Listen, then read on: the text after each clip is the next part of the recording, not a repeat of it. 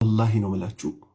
ይኸው 47 ዓመት ኢትዮጵያ ውስጥ አዲስ አበባ ላይ ተወልጄ አድጌ እኖራለሁ። ማህበረሰብ ግን ከዕለት ዕለት እንዲህ ሲዘቅጥ አላየሁም። ሴት ልጅ እንደዚህ ይዞ በጠረባ መምታት፣ የሽንት መስሚያዬ ትልቅ ነው ትንሽ ነው ምናምን መስክሩልኝ ኢላ አክቶ አዑዝ ቢላሂ ሚነ ሸይጣን ረጂም። ከዛ መነገጃ ደግሞ በአመት ውስጥ አንድ ሁለቴ ይመጣለታል። ለአብዛኛው ዱርዬ ለእንዲህ አይነቱ ምን አይነት መነገጃ? ሌሎች ሃይማኖት ላይ ያሉ ሰዎች ነቢዩ ሙሐመድን ሰለላሁ ዐለይሂ ወሰለም እኚህን ትልቅ ሰው ሲነኩ ብቅ ይሉና በሙሐመድ አልደራደርም ይላሉ። እናንተ አይደላችሁ እንዴ ከዓመት እስከ ዓመት በነቢዩ ሙሐመድ ሰለላሁ ዐለይሂ ወሰለም ዲን ላይ ሙድ የምትይዙት?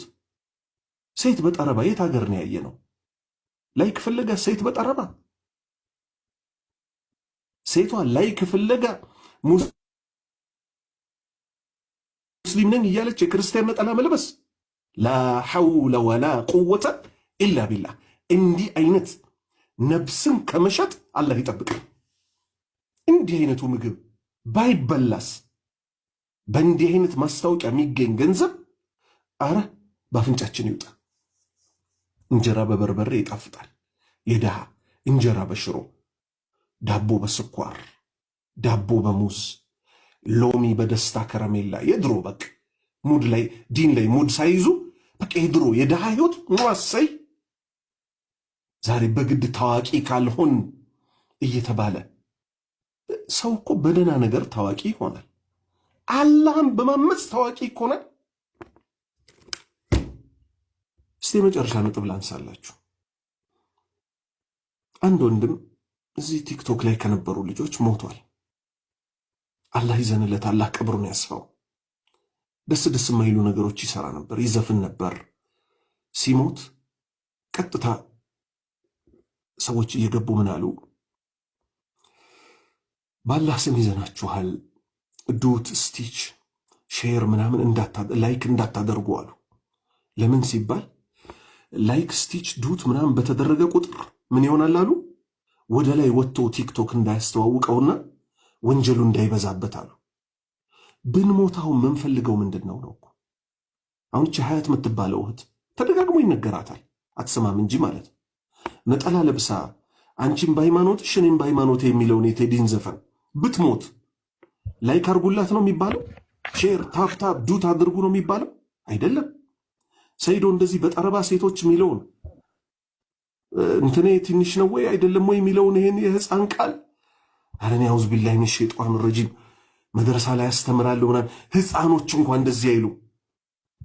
ያ ኢሳ የሚባለው ተፈታ ብትመጣ እቀበላታለሁ ኧረ አይባልም። ተፈታ ብትመጣ እቀበላታለሁ አይባልም። እንዴ አንተ በአንተ ላይ ቢያደርጉብህ ደስ ይላል ማለት? እኔ የት እንደደረስንም አልገባኝም በቃ።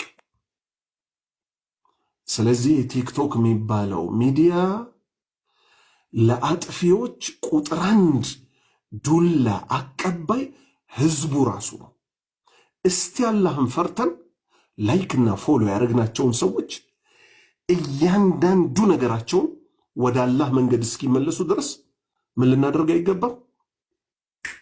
ስነ ስርዓት ልናስይዛቸው ነው የሚገባው እንጂ የኛ ላይክ የኛ ፎሎ አላህ እንዲታመጽ ምንድነው ክሪክ ሊሆን አይገባም። የህዝቡን ላይክና ፎሎ ተጠቅመው ነው ለማስታወቂያቸው ሲሉ አላህ ቢታመጽ ምን ይመስላቸዋል? እነሱ ደንታቸውም አይደለም። ተከታዮቼ ይቀርበሉኝ። ከሙስሊምም ከኦሮሞ ያውም ከባሌ ሴት አይጠበቅም። ከጅማ ሴት ይጠበቃል ማለት ነው። ከጎጃም ሴት ይጠበቃል ማለት ነው። ሙስሊም ከሆነች ይቅርታ የሚባለው ላሱ አላህ እንጂ ሌላ ማንም አካል አይደለም። ከዛ እዚህ ደግሞ ያስቀየምናቸው ወንድሞች ካሉ አላህ አፉ ይበለኝ። እናንተ ወንድምና እህቶቼንም ደስ የማይል ነገር በመስራት ልባችሁን አስከፍቼዋለሁ።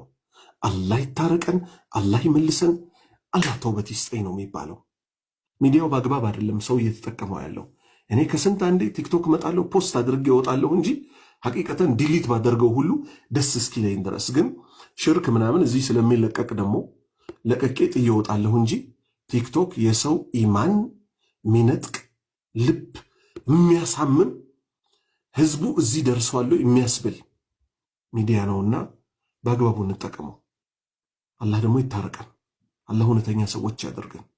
አላህ መጨረሻችንን ያሳምርልን። የአላህ ባሪያዎቹ የተሰጠኝ 30 ደቂቃ ነበር። አፉ በሉኝ እንግዲህ ረጅም ሰዓት ይዣለሁ። አላህ ይቀበላል። ሱብሓነከ አላሁመ ወቢሐምድክ አሽሀዱ አን ላ ኢላሃ ኢላ አንተ አስተግፊሩከ ወአቱቡ ኢለይክ።